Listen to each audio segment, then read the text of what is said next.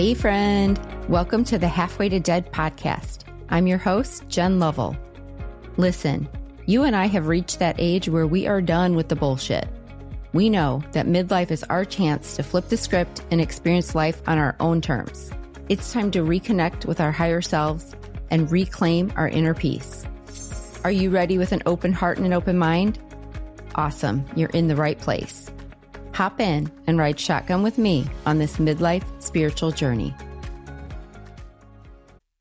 Hey, everybody. Welcome back. I want to introduce you to today's guest. I interviewed Alex Sabbag. Alex is a best-selling author, speaker, two-time business owner, and entrepreneur. Her most recent venture, Soul Dive Yoga, was founded in 2022 in Palm Desert, California.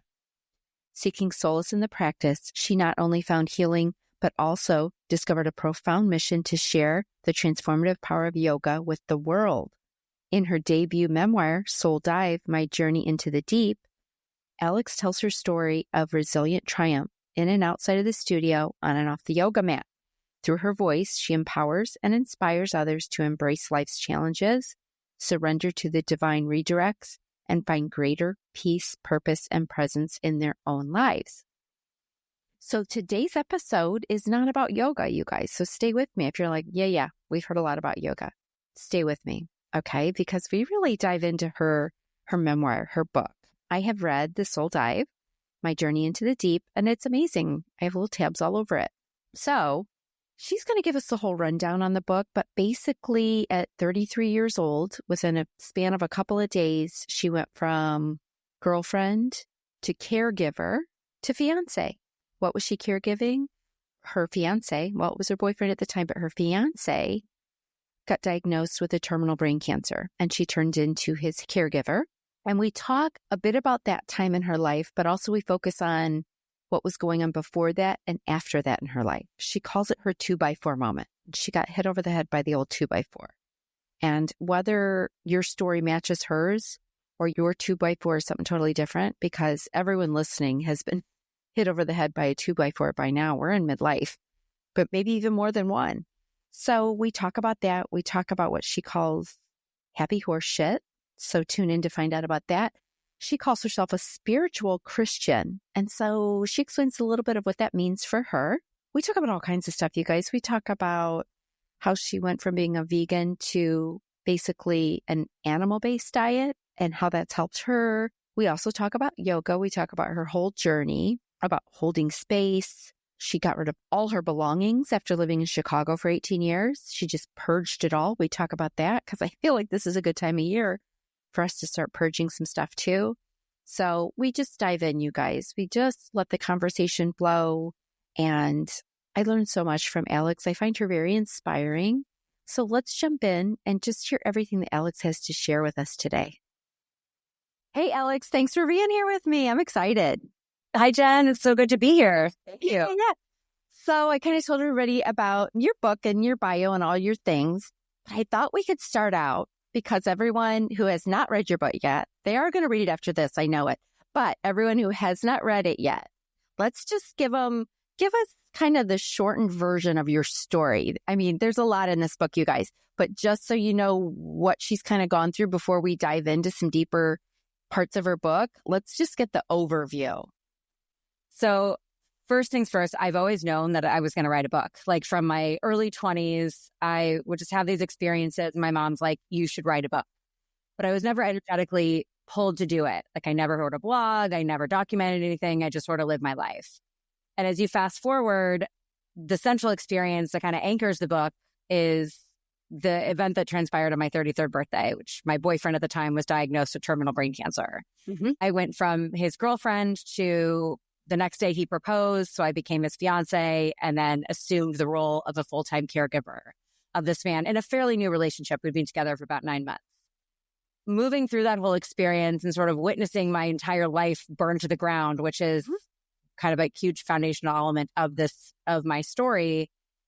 The book is more about who I was before and how I moved through that experience and came out on the other side. And I think the main reason why I was finally ready to write it is because I had this experience that was anchored in depth and relatability, not because everybody goes through the same apples to apples experience on their 33rd birthday or with their boyfriend, but because we've all felt feelings of grief and loss and anxiety and sadness and had those moments, which I coined 2x4 moments in the book. We wake up one day and we go to bed the next, in forms of divorce, of moving across the country, of losing a job, of losing a loved one, of all these things. And so, once I kind of like dusted myself off and came out on the other side, it was like, this story is really meant to be shared because we really need to feel more connectivity through this human experience versus isolation and difference. Yes.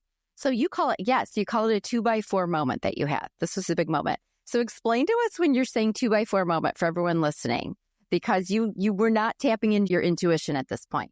Oh, I was way too busy for that. I was too noisy. I had my own agenda. I was pushing so many rocks up the hill and had this whole idea of what I wanted my life to be. And gosh darn it, I was going to force it to be so. I wasn't allowing any room for the magic or, for things to unfold. So the 2x4 moment, so imagine 2x4.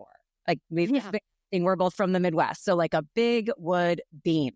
Okay. If that wood beam slaps you over the head, you're probably going to fall down and be quite dizzy. Right. So it's like this Tweety Bird mentality where your eyes are all starry and you're knocked so hard to the ground, you don't know if and when you can get up yet.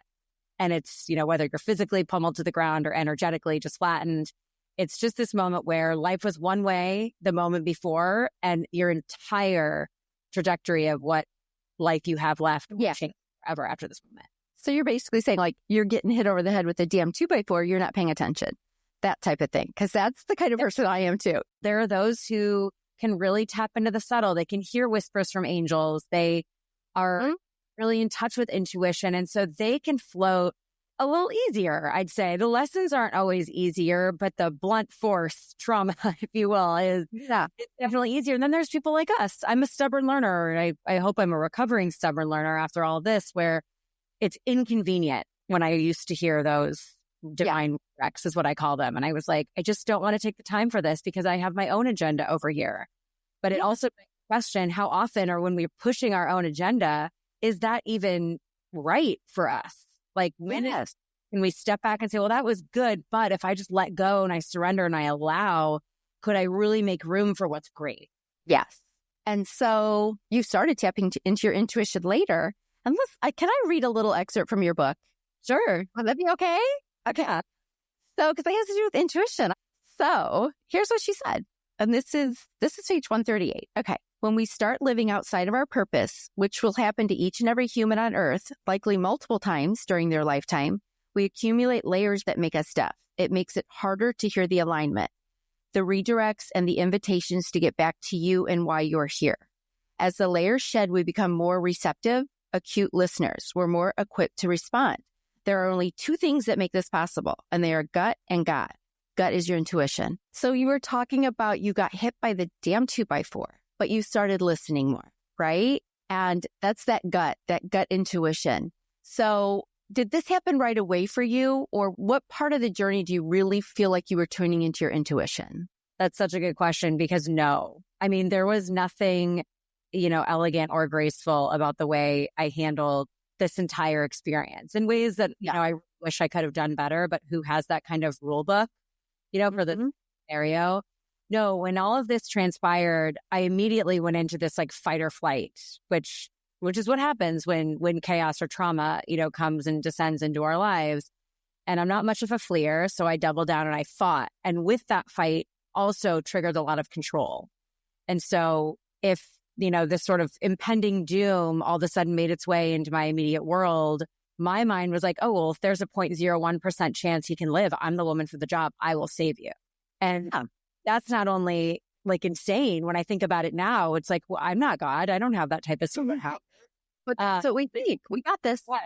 Like I can do it. I can control everything, and we can't. And so what this meant was I was unwilling to accept what was really true in the moment. And this is where, when we think about like our thoughts and how we operate our own human systems, when thoughts come forward, the first thing we should ask ourselves is this true?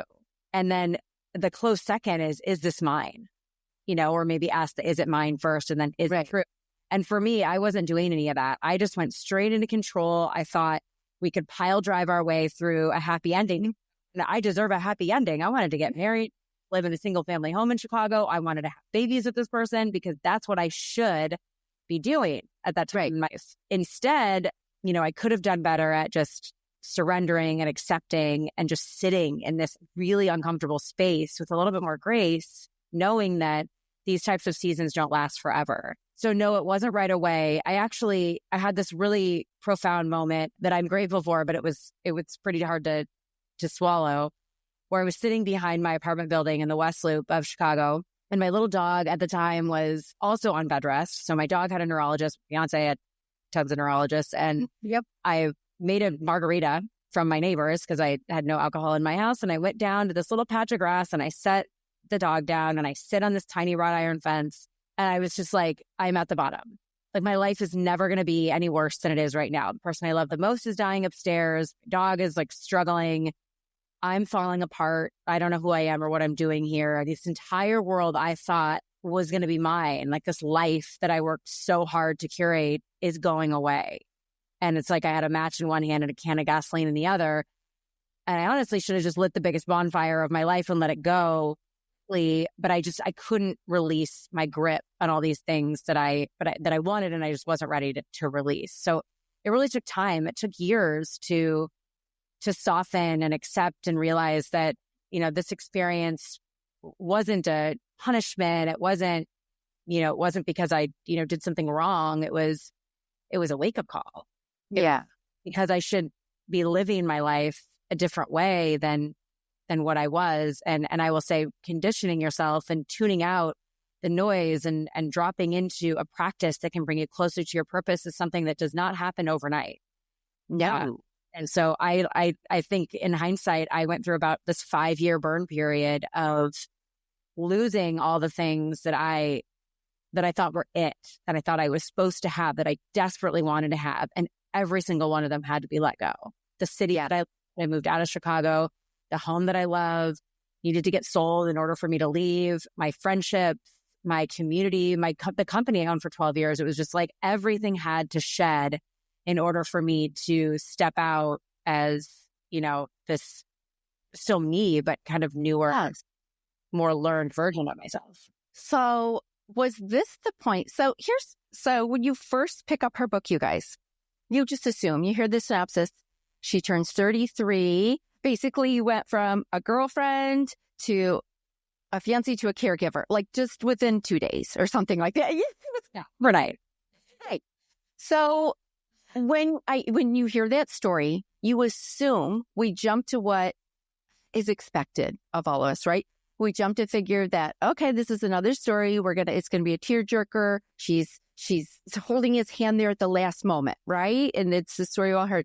And so the unexpected turn, and for me, was like, oh, let me just say I was so proud of you. I was reading the book and it got to the point where it was like, oh, you have this moment where you decide what's best for you and for your fiance is choosing you, right? And what you needed. You caregived for months and months and months. And that we talked earlier about the norms, what everyone assumes the world decides we have to do, right? And so sometimes we just take that path when that wasn't our path. That wasn't what we were supposed to do. So I was like surprised and really proud of you when I saw that you chose yourself, right? And what you needed to do. So I just wanted to, for a moment, hear what was going on with you, because you were listening to your intuition when you made that decision, right? I mean, was that your gut and God and everything saying, like, this isn't the path for you? Is that how it happened? Yeah. It was around the same time as I had that moment behind my building in the alley where I was like, this isn't going to get worse. It was then or shortly after I knew we weren't going to get married. And so like these little truths that started to bubble up. I'm like, even though I really I still want to get married. I mean, it's a good grief. I'm trying this summer. Let's go. But I did start to hear the truth come forward in that, and choosing me, like choosing to put my own life mask on first, felt so selfish and made me so guilty. And that's not, I don't say that to to search for, all the sympathy. But I think the flip side of it was I could have stayed, but I would have been staying out of this obligation. I think we all have these points in our life where we're living out of obligation. We're not living out of our own truth or our own purpose. Moms, hello, how many choices are we making just for the kids? Yeah, we put everyone else first. Take a 30-minute bubble bath. Everyone will be fine. It's okay to put yourself first. But the real kind of lesson in all of this was, if I would have stayed shackled to that obligation, I would have stayed in this hamster wheel of complacency, meaning accepting everything that was kind of getting thrown my way in the aftermath of this trauma or aftermath of this crisis, and having that small glimmer of awareness that actually isn't what I'm supposed to be doing in this world was able to kind of empower me to make one of the hardest decisions ever. Yeah, you didn't take that decision lightly. No, and it was tough to maintain a relationship with him and rebuild, a good relationship with him, because he lived another 4.5 years after which was like beyond prognosis and all of that. But it took a lot of time for us to get back to this, like, I would say, good place and under place where we had a lot of love for each other, especially up until the end. But it was like, nobody wanted this, but here we are, and that was okay. But the point being is, sometimes we have to make these unimaginable choices in order to set ourselves free. And it's freedom for ourselves, not freedom from ourselves. So it's freedom from ourselves that we want to break free of, because there's that part of us that really wants to stay hanging on, right? Or when we walk away, we can get to this point where true freedom exists on the other side. And I've had to make this decision again, even after this, situation, losing my dog. I lost my dog in a tour, and it was like, how long are we going to, as people, we are wired for life. Okay. You're not wired for death, and death comes in many, many forms, right? Relationships, jobs, moving, all of these different things. And we will keep things on life support for a very long time because we are unwilling to accept the death that needs to happen in order for us to rise and grow beyond. And make those choices to set ourselves free. They're gut-wrenching and they're awful. And I'm not saying this because we should wake up and think they're easy. They're not, and they never will be. No. They're required to move through and beyond. I was only going to get so far in my own life if I stayed. Right. And that choice was hard for you, but honestly, it probably felt like it was what was best for both of you, right? Because your relationship was not going to get better with everything going on. It was going to be hard on both of you, really. For sure. Yeah. I would guess that he loved you so much, he really probably didn't want you to have to do that and see all of that, right? I mean, that's my thought. There's a bit of me that feels like he pushed me away and really wanted me to walk away, as kind of save myself sort of deal. And that's really hard to explain, but I do feel that. But you can feel it. Yeah. So during the time when you were, still in that phase of caregiving, one of the ways that you managed to get through that was your daily yoga practice, right? Yep. Yeah. So for some of us, it's not yoga, it's something else. But talk about the importance of just having something when we're going through something really tough like you were. It's important to have an outlet. And by the way, I agree with you. I don't care if you ever roll out a yoga mat. I like yoga. Yoga was a full catalyst to my healing. It's still something I do, a few times a week. I own a yoga studio. Of course, I love yoga. But I think the point of this, and you nailed it, is getting rooted in a practice. The practice is your grounding rod. It's your stability. It's what enables you to be carried through these times of, intense, wonderful joy and happiness, and unbearable grief and sadness and anxiety. When we look at the experiences we have in life, take a wedding, for example. You're so excited, but that anxious in your gut is similar to the anxiety of like waiting in the waiting room for a diagnosis. Like it comes down to the same emotion. And so I can't stress this concept of having a practice enough. For me, I journal a lot. I mean, no kidding. I'm also a writer, but right. I like to cook. I'm very rooted in a certain way of eating. I do practice yoga. I weight train. I do Pilates. I walk 10 to 20,000 steps a day. Like, I am very regimented in these practices, because when things hit, which they will, by the way, nobody is immune. And no matter how old you are, how young you are, like, life is coming for you. So, not to scare you, but buckle up, It's common, right? We all know that.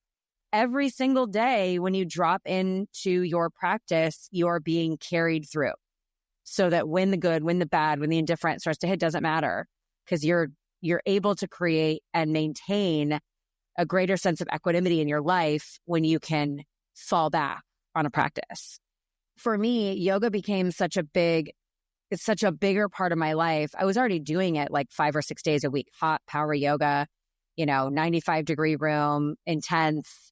And I loved it. And it was my form of exercise. It was what I stepped into when I stopped running. And I became, a big part of the community and dialed in with a lot of people. There was around the corner from my house. And Chicago winters, as you know, are brutally cold. So what feels better than a hot room? Right. No, that feels good. But during this time, the first place I went when we were discharged from the hospital was a yoga studio, and I was engaged and I had my new fabulous ring on, and I walk in the door and the teacher that received me immediately went to the ring. Oh my gosh, you're engaged, blah, blah, blah. And I just burst into tears and I said, he's dying. And she listened to me for a moment and then did something that was just such a special, life-changing moment for me. She never touched me, hugged me, didn't pity me, no, there, little girl, none of that. She said, this is your home. And whether you come in here and flop around and bawl your eyes out, or you do every chaturanga and, show up with power, please keep coming.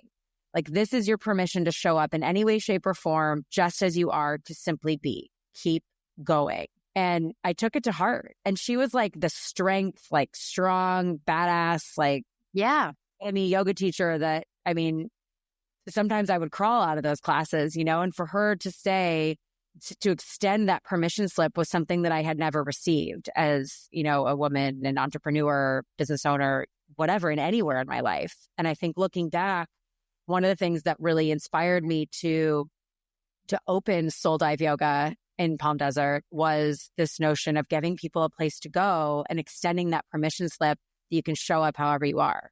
It doesn't matter. Yes. That is. When we talk about holding space, because, you held space at the yoga studio on your mat, but the practice of holding space even for each other just means, do you think it just means holding space? Like, you can be whoever you are. Just come as you are, do as much as you can or not, whether it's yoga or anything else, right? If we hold space for people, what does that mean exactly? So I think the practitioner, the studio and the teacher is holding space for you to arrive and to work out or work through whatever that may be, whether it's just physical, whether, some students come in and they really just need to get something off their chest. And as the teacher, as a, kind of leader, it's up to practice not reacting. It's not, first of all, it's not our stuff, right? So when we hear that coming in, it's like, that's not mine. And I'm going to let it pass. And then not reacting in an emotional sense, just as this woman did. I was a pile of tears. Most women, and this isn't a fault, it's just a fact, would want to put me in their arms and say, you're going to be okay, right? And that's not what. And try and cheer you up and tell you everything's going to be fine and look on the bright side of everything. And so what was nice for you is she didn't do that. No, she didn't. She was in the space with me, but she didn't take it on. She listened. She didn't react, and she gave me a permission slip to keep coming. Another kind of form of holding space I think is important to note. We were a student in the class, like, know that the walls of that place, the teacher at the time, the owner, they're holding all kinds of space for you, and they work really hard. At least I can speak for myself. We work really, really hard to keep that space clean and clear and have it so that you can show up with your baggage and like literally sweat it out, leave it on the mat. It's important, and it's there for you for a reason. But I think what yoga taught me over time, and I think I was probably a bit too immature to realize in the moment when I was with my fiancé, is this ability to hold space for each other in a relationship where I was not able to drop into the reality of that space with him. I was the one saying, it's going to be fine, it's going to be fine, it's going to be fine, because I say it, I demand it, I claim it, Yeah. And he asked me a few times, he's like, can you just get with me in the truth? And I couldn't do it. Yeah. Like, because your fiance was actually pretty spiritual. He had a meditation practice, right? And he had all of that going on, but it wasn't something you were at yet. That wasn't the point you were at, right? It was not there. I remember when we met together, I was like, where's this cushion going? Because it doesn't match any of the furniture. And like, I like get it out and move. I didn't have a meditation practice, and I didn't understand it. I was very in the flow with my yoga practice, and over time, that shifted, and I now, have really opened myself up to different forms of meditation. Yeah. Hard for me, of course, like sit for hours. I don't practice it in that way, but yeah. So does he come to you ever during meditation? I mean, I know in your book, when you were at your new yoga studio, you had an experience, right? Tell us about that. There's senses of closure when we lose somebody that can happen on that side of glory. And then there's an entirely different, I think realm of closure that can happen once they pass. So the last time I saw him wasn't able to fully communicate. I mean, he was really, really debilitated, and he knew who I was, and he knew our jokes, and he knew I was there, but he really couldn't say a lot. And I said what I needed to say. I mean, there was a lot of love there. It was a really, really nice, I had a feeling it was going to be the last time I saw him when I did, but you never know. And so when I learned that he passed, it felt complete. I thought it felt complete, but it wasn't complete for him. And I think after he did pass, he came to the yoga studio, and it was, I didn't realize it right away, but like interesting things were happening. Like the record player would play at off hours, and the like lights would do weird things. And it just was like, in hindsight, I'm like, well, no kidding. Why didn't I put two and two together? But I was stressed from opening a business. I was grief ridden from just the loss and like, all of it. But when I did, kind of put it together that he was there, my dog would go sit in the corner where he would be, where he was, like where his place was. It's just really profound. But it was almost like I was dating my dead fiancé again, a little bit. Like there was just some closure that needed to happen, and he wanted time. And I'm so glad he saw what I built. I mean, the record collection from our engagement party was on the wall, and there's so many nods to him and the relationship that we shared that are just threaded into that business. It makes it so special. But then again, it's like, okay, thanks for coming. Now let's move on. Like I believe in heaven, a God girl, and I have a strong faith, and he did too. And I was like, you don't need to be here. I'm okay. I will be okay. You need to go and enjoy the glory. You suffered enough. Yeah. And so I think giving him that permission to go, which came in the form of a candle and this whole event. Yeah. She owns it all in her book, you guys. You got to read about this.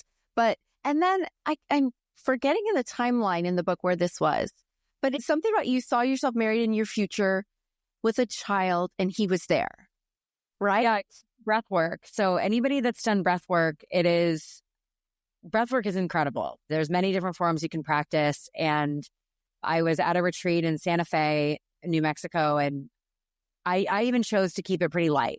Like I am very sensitive, so dropping into the really aggressive forms of breath, a bit too much for me. But I just stayed, nice and light, but I was definitely dropped in. And one of the most clear visions I've ever had was I was married, and I felt a male presence behind me, and it was my husband, whoever that may be. And I then started, delivering a baby, and he was there. I mean, he was like kind of above, but very there. I could see him like sipping a coffee and doing the smirk on his face like it was yesterday.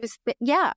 I don't have children. Okay, by the way, this is all just like, I just was a kind of more of a vision. Yeah. Vision. And it was interesting. And then I had the baby, and he knew the baby. And he knew the baby. Oh my gosh. Like that in the studio, I was like, okay, thank you for coming, but I'm good. I'll take it from here. Right. And so you finally did get some closure with all of it. Yeah. And right. Hasn't visited. I don't know if that he hasn't, or that I haven't been super receptive, but I don't know. I think if I felt him, I would, honor the moment, but I really. Yeah. Have you ever gotten a reading to see if he comes through? No.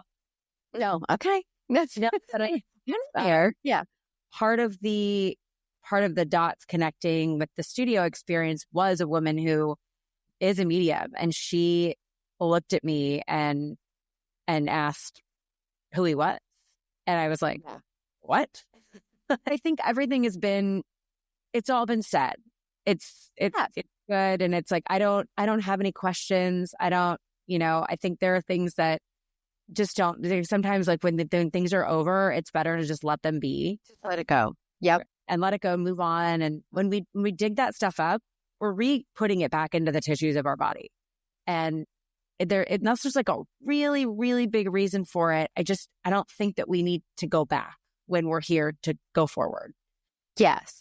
No, I didn't mean go back with him, but sometimes they come through just with a message. Like, you know what I mean? Just, you guys have closure though, so you're good. Okay, so I want to go back. So in the book, I love this because this is something you call happy horse shit. And it came from your dad, right? So you were in your healing phase. You were kind of in that hermit phase where you were just, reading all the books, doing all the things just to try and get through. You were in fight or flight. You were figuring out what's next. And so what is it? Tell us about this, your happy horse shit. So the phase I was in was my soul dive. So soul dive is defined as this period of time, whether it's 10 breaths or in my case, maybe 5 years, where you drop out of the ring of life in order to drop in to your purpose. Like drop in where you're supposed to be, or just drop in. Like it doesn't even have to be an assigned drop in. Just tune out, drop in. And it's obviously the inspiration behind the name of the studio and the book. And hopefully reading the book, you're taking a little soul dive. You could pause and take 10 breaths and you're doing a little soul dive. So I was very much in that phase. And I was visiting my parents in Des Moines, Iowa. And this was when they still had my childhood home. I'd ordered like 5 books on Amazon and my dad brings the box out. I'm sitting by the pool, minding my own business. And he's like, here you go, Alex, more of your self-help, happy horse shit. And just drops the book at my feet. Background, you'll read all this in the book, you guys. But because you kind of go back to your childhood. Like you have your moment, your 2x4 moment. And then we go back and forth in time from where you came from and where you headed after that.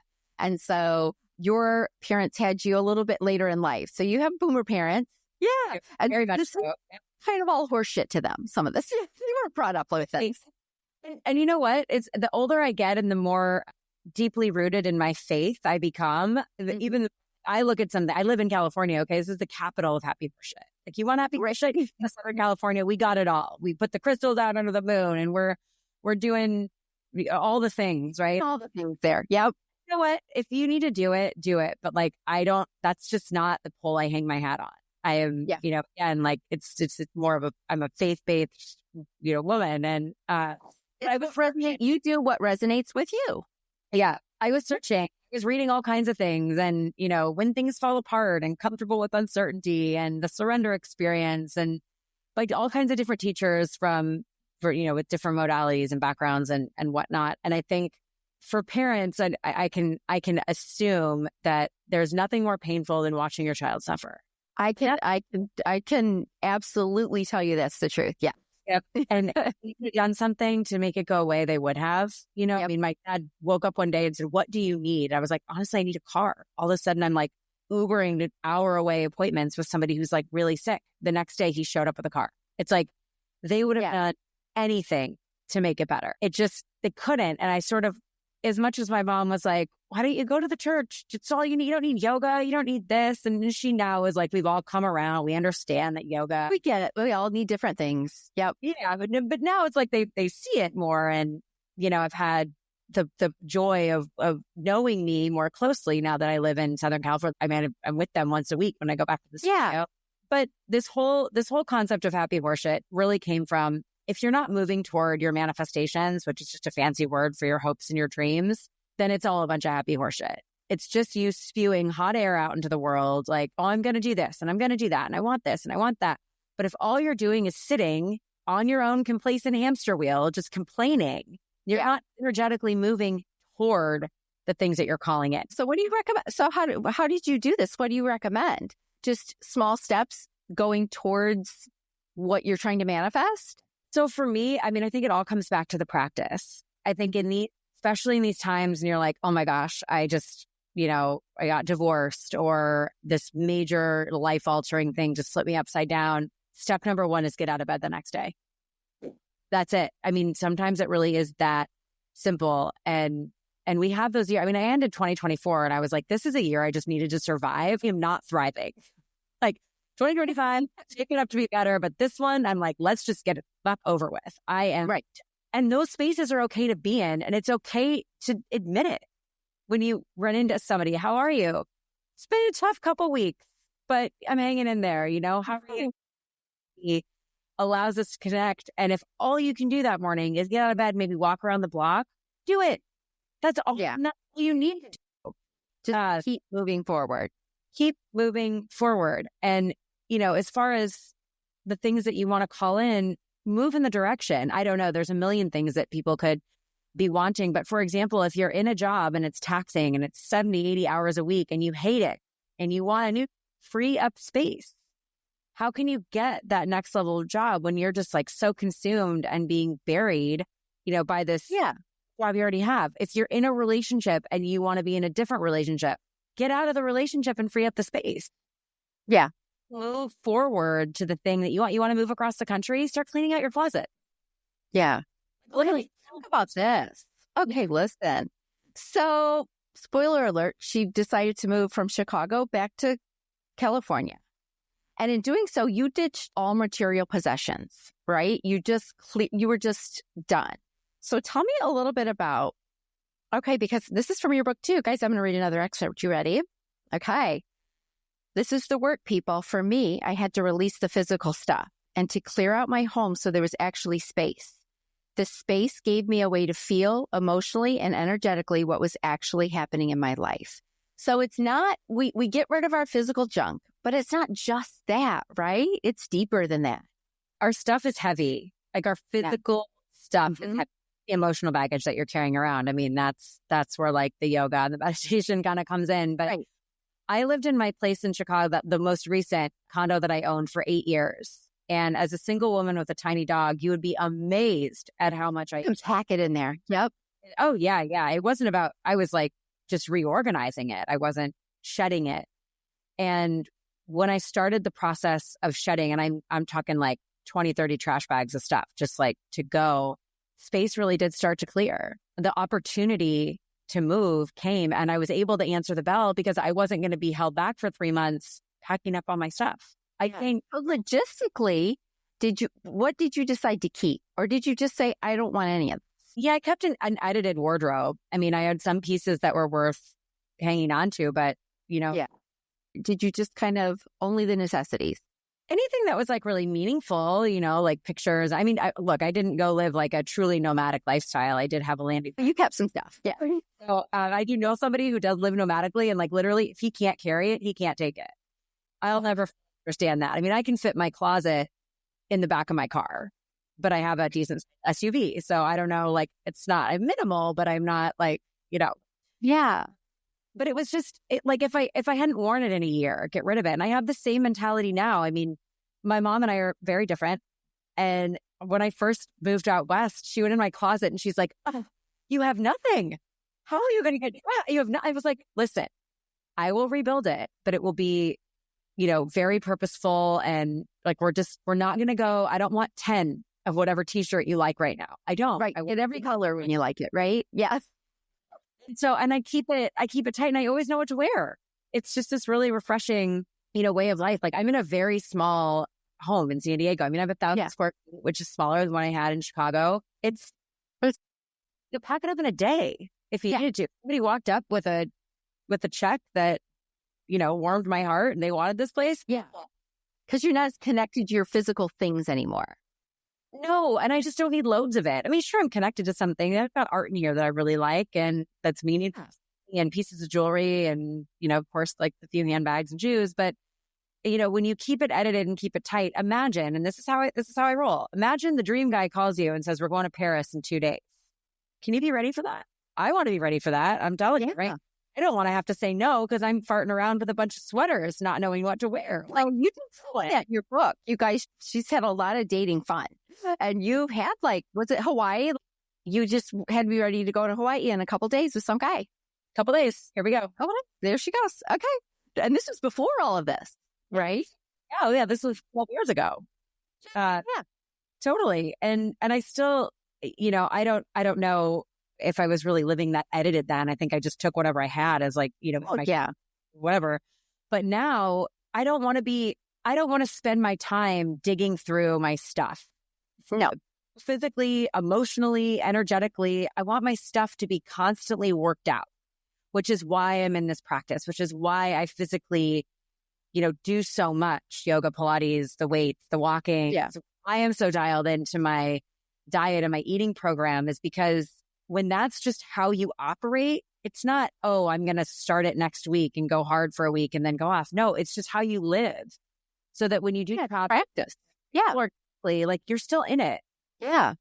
Because I think we all, and this is it's a great time of year right now to start purging stuff. We all start thinking about it right about now. And not just the time of year because it's for us, winter, but also just a lot of my listeners were midlifers that have been through some shit already. And so sometimes getting rid of that physical clutter actually helps clear your mind, your energetics, everything. I saw a video the other day and I never thought of it this way, but it said you should go through your stuff and think, if this item was covered in shit, like poop, literally, would you wash it off or throw it away? I said it that way and I was like, well, that's a way to think about it. Like, is it so special to you that you would actually attempt cleaning dog shit or whatever off of it? Or would you just throw it in a trash can? I'm guessing a lot of us would end up with a lot less stuff if we got that way. Yeah. And I will tell you, there's all this mind, and I'm no expert in this, but I absolutely love Amanda Francis. She wrote the book Rich as Fuck, and she's a multimillionaire and who does a lot of coaching. Her Instagram is a wealth of information around money mindset. And like hanging on to all this stuff in your closet you're kind of subconsciously telling yourself you can't afford a new Gap t-shirt. Right. You can't. Let it go. Sometimes, my closet's full of it. We have this shit and it's like, or we think, no, I'm going to fit back in that. No, you're fucking not. You know what I mean? Like, or even if you do get to the size to fit in again, well, wouldn't you just want to go get a new outfit anyway? Right? Yeah. It's jeans from like 1996. They're done. Yeah. Let them go. Unless there's a really special memory, guys, attached to it. Like really, we got to let that stuff go. I agree. I totally agree. So you've been mentioning throughout this your faith. So in your book, you call yourself a spiritual Christian. Tell me what that means, because I have a lot of listeners who, were raised in certain religions and they're feeling this spiritual awakening, this spiritual pull, kind of like you went through, you know what I mean, as you expanded. How do you kind of like mesh your spirituality with your Christianity? How does that work for you? Oh, that's such a good question. I had to grow into that. I think there was, an immaturity about my faith and not being, not listening enough and not understanding the difference between religion and a relationship. And I heard this not too long ago. I love the church I go to in Palm Desert. It's fantastic. And I love the pastor so much. But I think where we're going wrong, so like just a broad sweeping generalization, is like religion is the checklist. Like I'm supposed to show up as a good person. I'm supposed to do this. These are all the things that are asked of me. And then if I do them well, then I get heaven. And I think the actual invitation, as I've gone deeper and I do a daily devotional and I'm in more conversations with my mom, who really knows the Bible and has a strong faith, and others, and like who I surround myself with, is we're really being invited into a relationship. And that relationship is a dialogue. And we are asked and we are given the opportunity to let it all go, give it back to God. It's an exhaust pipe out. Like we have the ability to do that. What a gift. What a gift. We don't have to harbor it all. We don't have to solve it. Life is going to be hard, and that is a guarantee. But when we give it back and we can open up and pray and ask for the things that we need help with, there is that guarantee that it's going to come back, and probably not the way that we want it to or we think it should happen. But if I think prayer is the dialogue out, meditation is the listening. And yeah, that's exactly what I say. When I'm praying, I'm saying thank you. I'm giving gratitude. I'm asking for help. I'm having a conversation. And then meditation's always for me where I just quiet myself and listen for the answers and listen to whether you say God, universe, divine spirit, whatever you call, that's what we're listening back for from our ultimate creator. And so, yeah, for me, it was the same thing. The religion part didn't fit for me anymore because it was so angry and damning and judging. And it was so negative, some of it. And so when I could relieve myself from that, I think into the spirituality, but you're right. It's a tricky spot a lot of people are in. Yeah. Because you think you have to choose one or the other. So I found it interesting that you call yourself a spiritual Christian, because sometimes the hardcore Christians would say, oh, no, you're not. Right. And the super uber spiritual people would say, no, you can't do that. But I think whatever we resonate with, that's what we're meant to do. Right. I agree with that. And I was raised Christian, and I've been taught, the Bible says when you have been taught, you're now held accountable. So I know that accountability has been there from a very young age. As I grew older and lived in a big city and discovered yoga specifically, this whole other side of, spirituality started to reveal itself. And the term I use for it is the false light. And I'm now aware of what I was invited into or kind of sucked into. It's not what was placed in my heart from a very young age, not what I really believe. And I went down a path that was very glittery and had this full sheen over it. Oh, look over here. And it was not good. It wasn't a positive experience for me. And I learned a lot. I mean, I got, from this perspective, I got in trouble. And now looking at, kind of where I am and what I root myself in, yes, I believe yoga is an insanely powerful work through. It can be a work in, it can be all these things. But yoga was never designed as a religion. It just came from a part of the world where other religions were very prominent, Christianity not being one of them. That's okay. There's nothing wrong with that. Mm-hmm.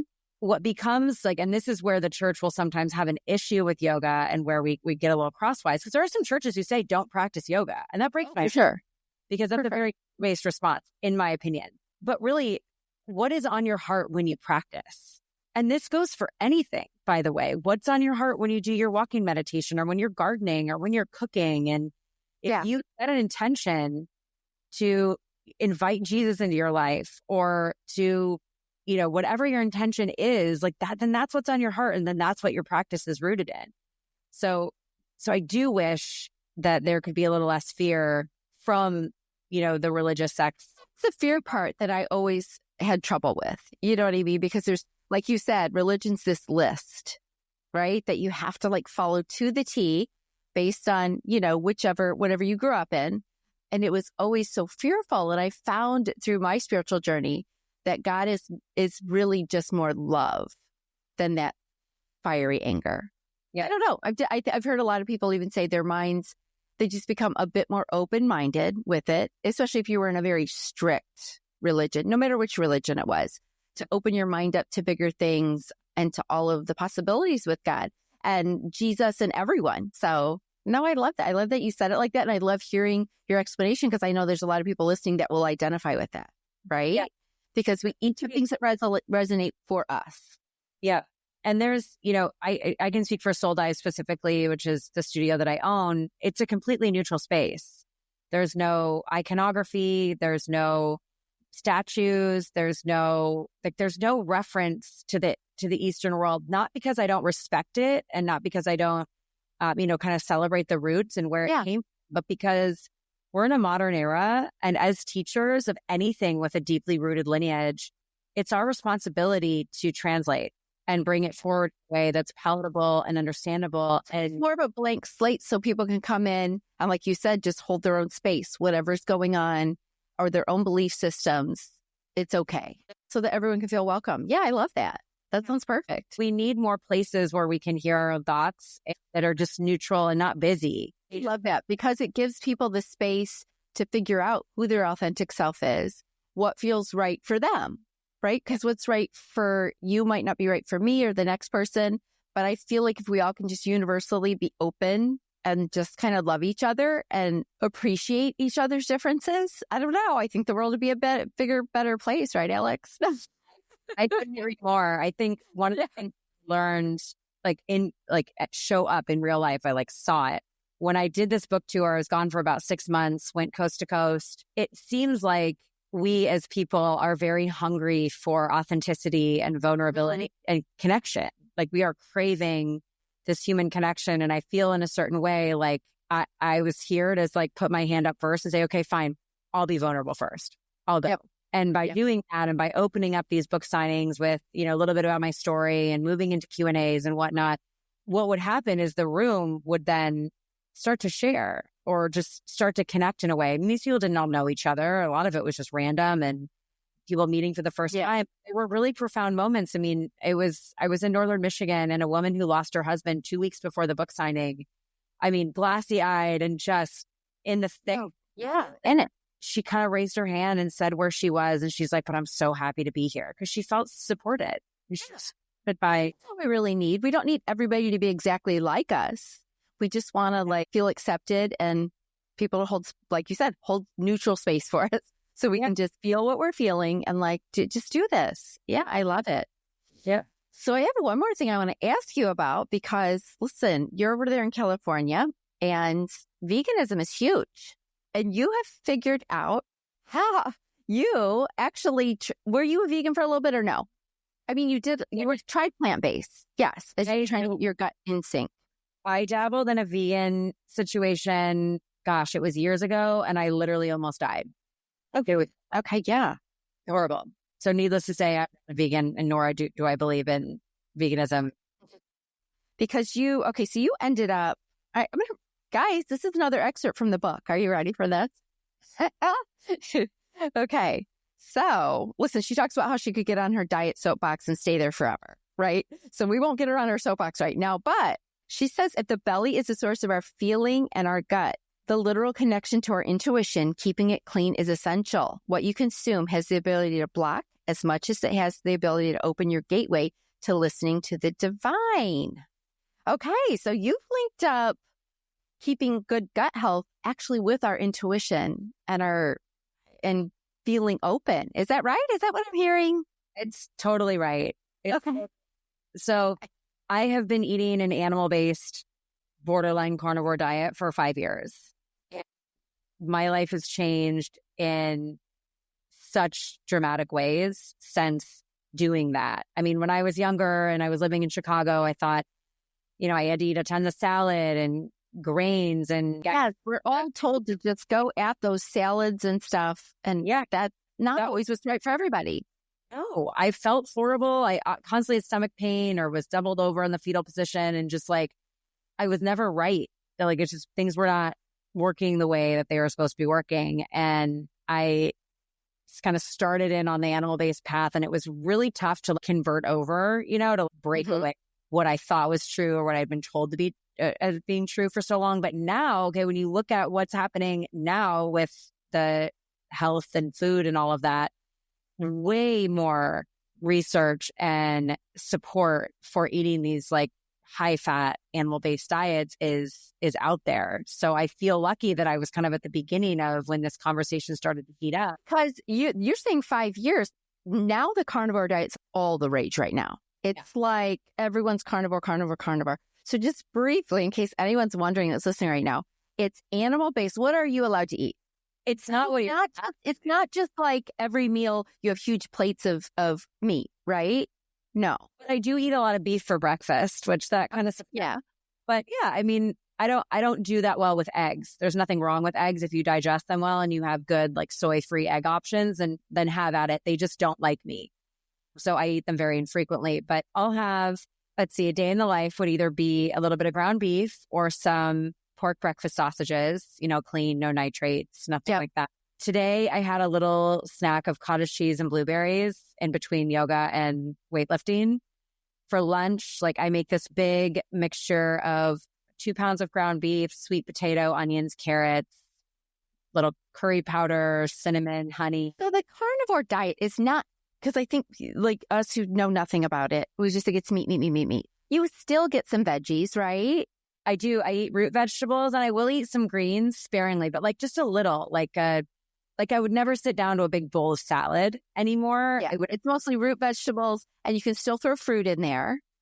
So you're cutting out basically the whole carb world, the breads, the pastas, all of that's a no. Sugars, like processed sugars are a no, right? I mean, I drink, so I'm drinking sugar, and I'm not giving up, it's it's cheaper than therapy. But like in your book, but you know what to expect if you're going to consume that, right? The best combination is some red wine and a giant ribeye. That fat helps, metabolize. Because eating a certain amount of protein paired with these things makes it better. And I know that because became diabetic from all my terrible eating my whole lifetime. So I have noticed, though, that protein loading will help anything that comes after it, right?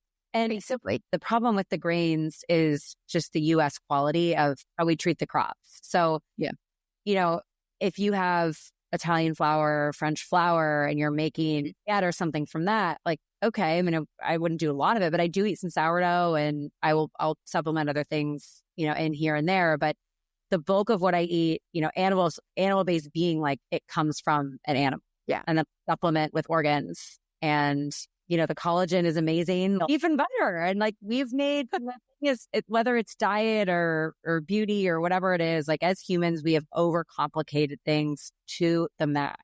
And all the products, all the diets, all the things. Yeah, it gets very confusing. So if we could just go back to the basics, and that's what we need to do. When you look at like all these wonders of the world do you think the pyramids were built on somebody eating tofu? No. Definitely not. No, for sure not. Yeah. And gathering wild game and like fueling big time. Yeah. And that's, you look at, food as one of the only things you can control about your life is what you put in your body, what you consume, or that be what you listen to, what you watch, but what you eat. And that, like, start there. That is a great place, no matter what you're calling in. Get back to the roots of a practice and a diet. And I think they go hand in hand. I mean, the meal prep I do, very methodical. It's a bit meditative. It fuels me so that I don't have to think about it. It's like keeping an edited wardrobe. I don't have to think about it. I know that the things I grab fit and I know what they go with. It's just So your closet simplified, your grocery list is simplified. Like, what you got to keep on hand. Yeah.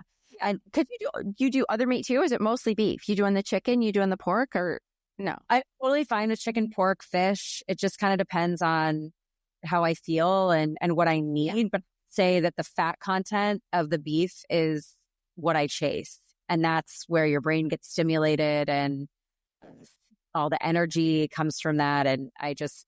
Because we need a certain amount of fat. We've given fat such a bad rap. You know what I mean? Yeah. Actually, like cholesterol, we're so big on like keeping cholesterol super low when like our brain needs a lot of cholesterol. Yeah. Right? This is what I've learned. Why are we all so obsessed with keeping things so low that it's not like feeding our body properly? Anyway, I thought that was a good take. The little things I dug out of your book, Alex. I love it. I love your tab system. Don't forget to send a picture of that. But I will put a big bow on this. It's like there are, no matter what teachers you're listening to, whether you're reading the Bible or listening to somebody like Abraham Hicks, right? Runs the entire spectrum. One of the central messages you will always hear is get ready. Get ready to get ready, to get ready, to be ready, to be ready, to be ready for whatever it is you're to be ready for. You don't know what's coming. We don't. I mean, we know what we would like to happen or what we want for our lives, but we don't necessarily know that that's what's going to be revealed.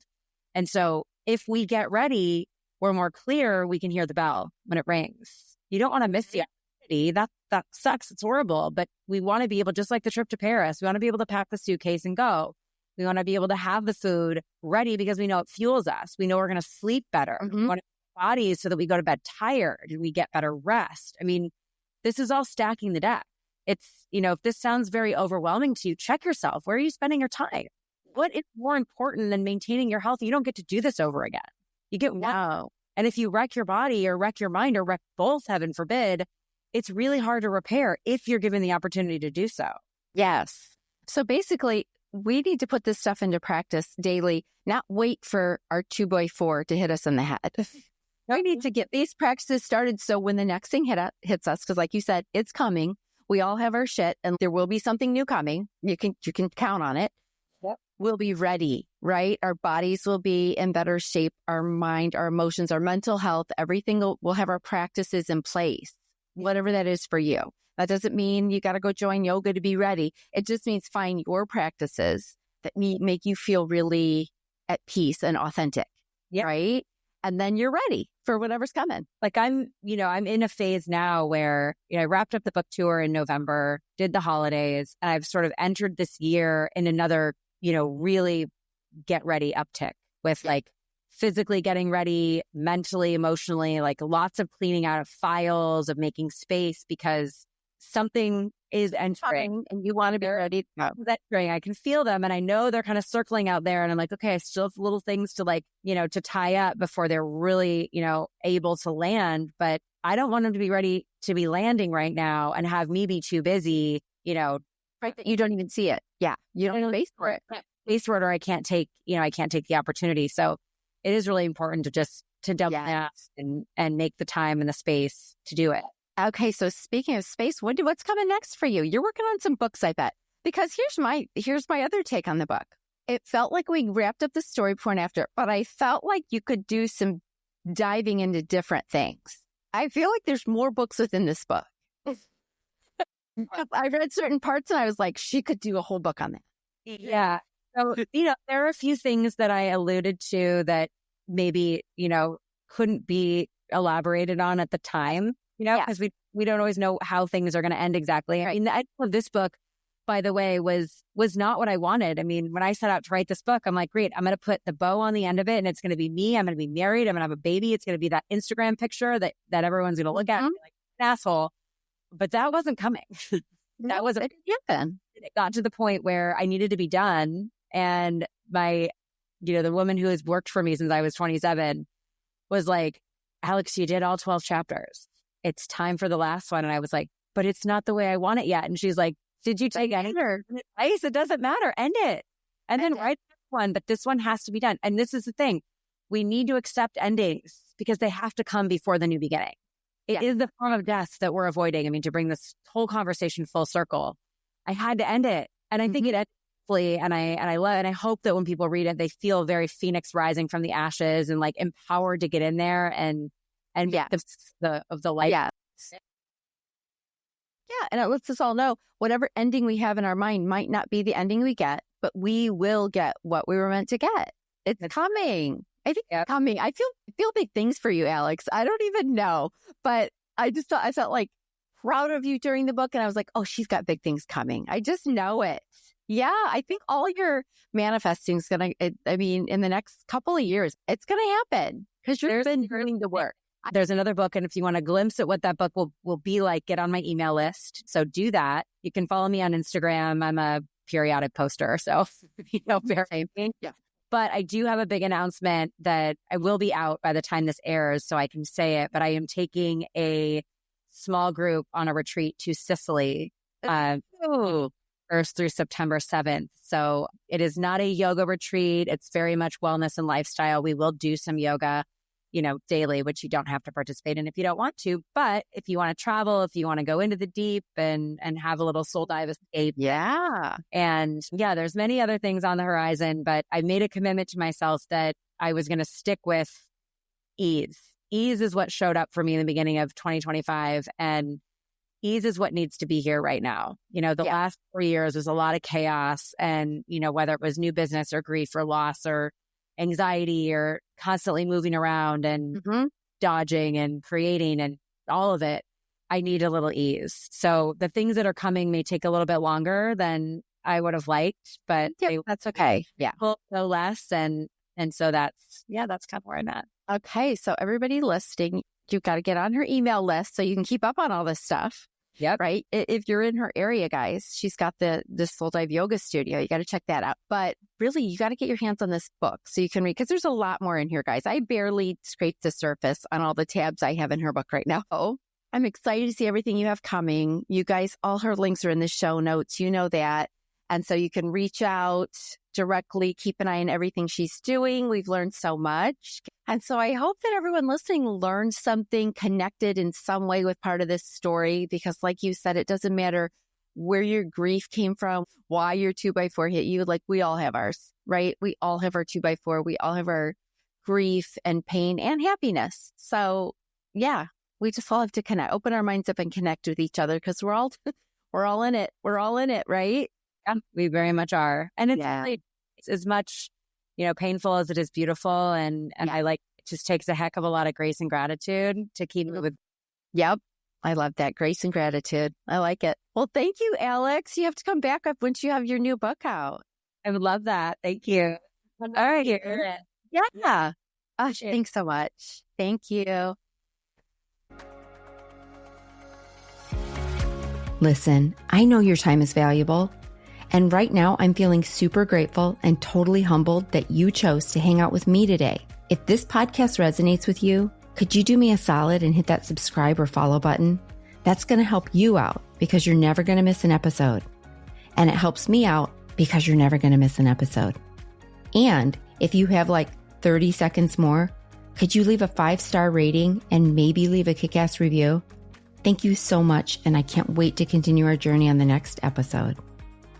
Oh, and I can't forget the fine print. You know, the legal jargon.